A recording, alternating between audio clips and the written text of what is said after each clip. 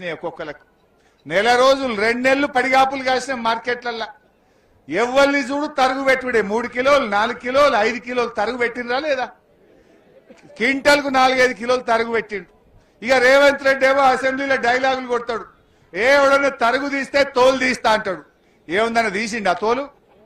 ఎవరిని తోలు తీయాలి కానీ ఈడు మాత్రం తోలు బొమ్మ అయిపోయింది. దళారుల చేతుల్లో రైస్ మిల్లర్ల చేతుల్లో రేవంత్ రెడ్డి తోలు బొమ్మ అయిపోయిండు. ఇవాళ ఒక్కొక్క క్వింటల్కు 4 కిలోలు 5 కిలోలు తరుగు తీస్తే రైతులకు బాగా నష్టం వచ్చింది. రైస్ మిల్లులు దించుకోలే రోజుల తరబడి ఇవాళ వడ్లు అమ్ముకోవడానికి కూడా రైతులు ఎన్నో బాధలు పడ్డ పరిస్థితి కూడా మనం చూసాం. అదే విధంగా రైతు బీమా కేసీఆర్ ఎంతో మంచిగా రైతు బీమా పెట్టిండు.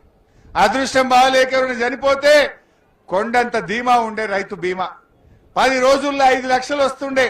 ఇవాళ రేవంత్ రెడ్డి వచ్చినాక ఆ రైతు బీమాను కూడా ఇవాళ ఆపేసినటువంటి పరిస్థితి. ఇక నిన్న ఇవాళ కరెంటు కూడా ఆగమైపోయింది. వస్తుందా కరెంటు? మున్పటి లెక్క కరెంటు వస్తున్నదా? కేసీఆర్ ఉంటే 24 గంటల కరెంటు, ఇవాళ 10 గంటల కరెంటు కూడా వస్తలేదు. పొద్దుగాల 3:30కి వచ్చేది 7:30-8 గంటలకు కరెంటు వస్తా ఉన్నది. పొద్దుగాల కరెంటు కోత, ఎరువుల కోత, రైతు బంధులో కోత, రైతు బీమాలో కోత, ఇవాళ రుణమాఫీలో కోత, చివరికి నీళ్లలో కూడా కోతలే పెట్టిండు. అంటే రేవంత్ రెడ్డి వచ్చినాక అన్ని రకాల కూడా ఇవాళ రైతులను ఇబ్బంది పెడుతున్నటువంటి మాట మనం చూస్తా ఉన్నాం. ఇవాళ కాంగ్రెస్ పార్టీ ఇవాళ రైతుల విషయంలో మోసం చేసింది. నిజంగా మొన్న రిటైర్డ్ ఇంజనీర్లు, సరే నేను చెప్తే రాజకీయం అనుకో, గా రిటైర్డ్ ఇంజనీర్లకు ఏం రాజకీయం ఉంటది? 80 ఏళ్ల ముసలోళ్ళు, 75 ఏళ్లు 80 ఏళ్ల ముసలోళ్ళు ఇంజనీర్లు, అరే కట్కొత్తవయ్యా రేవంత్ రెడ్డి, ఈ కరువు కాలంలో కట్కొత్తకపోతే ప్రజలు ఆగమైతారు, తాగడానికి కూడా నీళ్లుండయి అంటే నాకు చెప్తారా మీరు?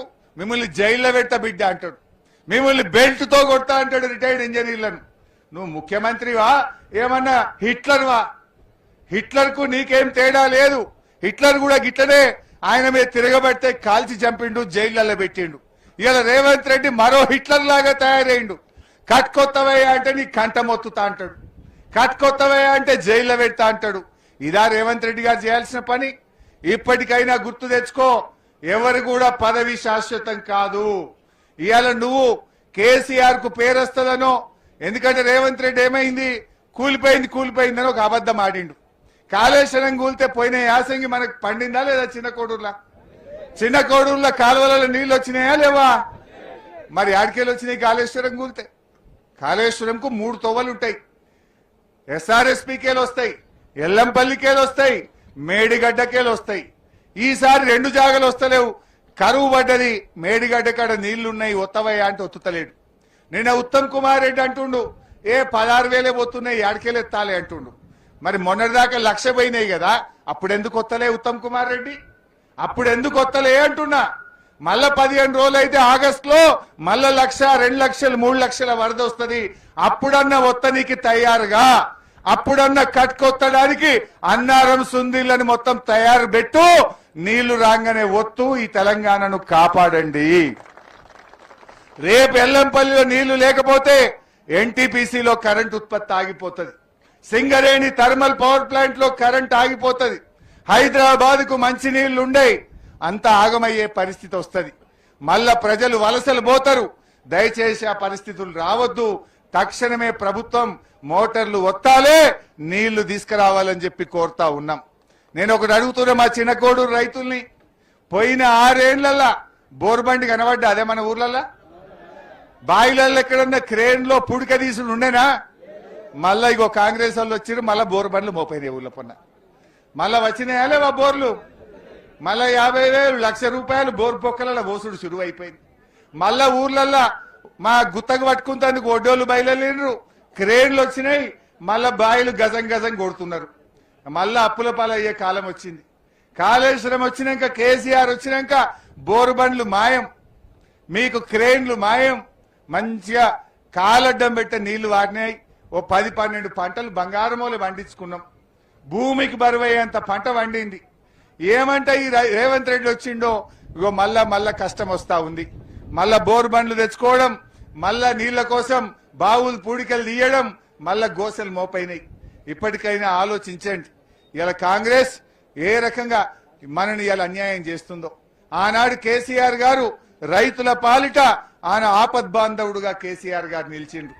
ఆనాడు కేసీఆర్ 24 గంటల కరెంట్ ఇచ్చింది కేసీఆర్, రైతు బంధు పెట్టింది కేసీఆర్, రైతు బీమా పెట్టింది కేసీఆర్, 24 గంటల కరెంట్ ఇచ్చింది కేసీఆర్, ఎరువులు ఇచ్చింది కేసీఆర్, కాళేశ్వరం నీళ్లు ఇచ్చింది కేసీఆర్. రేవంత్ రెడ్డి వచ్చిండి అన్ని పోయినాయి ఒక్కటొక్కటి. ఆనాడు కేసీఆర్ ఆపద్బాంధవుడుగా మారితే ఈ రేవంత్ రెడ్డి రైతుల పాలిట రాక్షసుడుగా మారిపోయింది. అలా నీళ్లు పోయినాయి, యూరియా పోయింది, రైతు బంధు పోయింది, కరెంటు పోయింది, రైతు బీమా పోయింది. ఒకటొకటి ఉడవీక్తా ఉన్నాడు. ఒకటొకటి కేసీఆర్ ఇచ్చుకుంటా పోతే రేవంత్ రెడ్డి ఒకటొకటి తీసుకుంటా పోతున్నాడు. నేను చెప్తుంది నిజమా కాదా మీకు తెలియదా? బాయిల కాడ మున్పటి లెక్క కరెంట్ వస్తున్నదా? మున్పటి లెక్క ఎరువులు దొరుకుతున్నాయా? నీళ్లు వస్తున్నాయా? రైతు బంధు 3 పంటలు ఎగ్గొట్టలేదా? రైతు బీమా ఆగలేదా?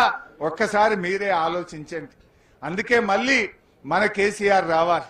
వీళ్ళందరూ ఒకటే మాట అంటున్నారు, ఈ స్కామ్ల ప్రభుత్వం పోవాలి, మళ్ళా స్కీమ్ల కేసీఆర్ మా ప్రభుత్వం రావాలి అని ఇవాళ రైతులు కోరుతున్నారు. కాంగ్రెస్ వాళ్ళు ఇంత మాట్లాడుతుండ్రు. మీరు వచ్చినాక పెదవాగు, ఖమ్మం జిల్లాలో పెదవాగు కొట్టుకపోయింది. ఎస్ఎల్బిసి ప్రాజెక్టు కుప్పగూలి 8 మంది అనలే చచ్చిపోయిండ్రు. మన వట్టెం పంప్ హౌస్ మునిగిపోయింది, సుంకిశాల కూలిపోయింది. దేని దగ్గరికి ఎన్డీఎస్ఏ పోదు, ఏడ ఎంక్వైరీ చేయరు.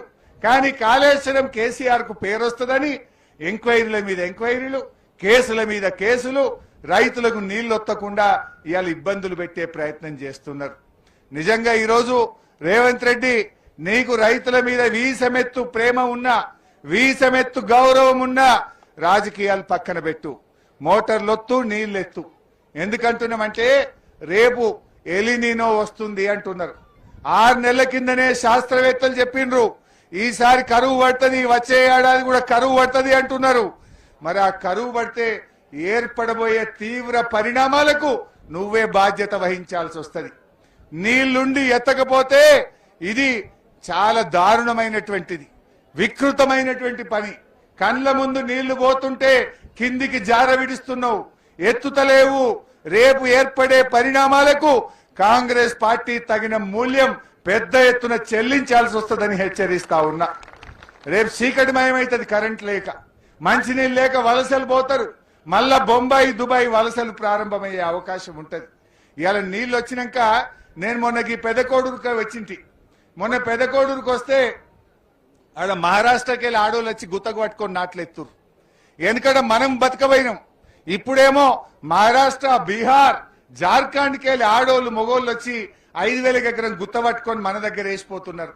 ఒకనాడు మనం బతకబోతే ఈ కాళేశ్వరం పుణ్యమా అని ఎక్కడెక్కడోళ్ళో ఈ సిద్దిపేటకు, ఈ ప్రాంతానికి బతకొచ్చేంత గొప్పగా బీఆర్ఎస్ పార్టీ కదా తీర్చిదిద్దింది. ఎందుకంటే మనకే పని దొరకకపోవు నీళ్లు లేక. ఇప్పుడేమో మనుషులు దొరకక బయటకెళ్ళి మనుషులు తెచ్చే పరిస్థితి ఈ రంగనాయక సాగర్ కదా తెచ్చింది. ఈ గోదావరి నీళ్లు కదా మన రూపురేఖలు మార్చింది. ఈ గోదావరి నీళ్లు వచ్చినాక కదా మన తలరాతలు మారింది అని నేను గుర్తు చేస్తా ఉన్నా. మా అక్క చెల్లెలకు తెలియదా? నేను ఎప్పుడన్నా ఊర్లోకి వస్తే బిందెలు అడ్డం పెడుతురు. నాకు ఫస్ట్ మంచినీళ్ళు లేవని బిందెలు అడ్డం పెడితే ఇక నేను బతిలాడుకొని బోరు బండి తెచ్చి ఓ బోరు గుద్దుతే అది పడ్డట్టు 400 ఫీట్ వేసినా దుబ్బ తప్ప నీళ్లు రాకపోవు. ఇప్పుడు బిందెలు అడ్డం పెట్టుడు ఉన్నదా? కాలడ్డం పెడితే నీళ్ళు వచ్చినట్టు చేసుకున్నాం కదా, నీళ్ళ కరువు లేకుండా చేసుకున్నాం కదా. కానీ ఇలా రేవంత్ రెడ్డి వచ్చినాక మళ్ళా పాత రోజులు తెస్తున్నాడు. పాత రోజులు తెస్తా, ఇందిరమ్మ రోజులు తెస్తా అంటే గివ్యా మళ్ళా కరెంటు కోతలు, మళ్ళా నీళ్ల కోతలు, మళ్ళా బిందెలు అడ్డం పెట్టుడు, మళ్ళా ఎరువుల తిప్పలు, గీ గోసలు నువ్వు తెచ్చేది. ఇవాళ